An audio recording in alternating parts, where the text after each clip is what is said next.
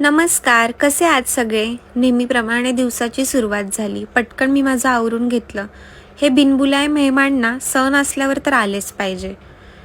बिनबुलाए मेहमान म्हणजे पिंपल्स हो. मी माझी तयारी चालू केली. इकडे माझं पिल्लू एकटंच खेळत बसलं होतं. दुनिया में रहना है तो काम तो करना पडेगा. मग काय, लागली कामाला. पटकन सगळं आवरून घेतलं, झाडू मारला, सगळं आवरलं. मग नंतर देवाजवळ दिवा लावायला घेतला, देवपूजा केली. देवपूजा तर करून झाली. मग त्यानंतर आता वेळ कसली येते? पेटपूजेची. करेक्ट.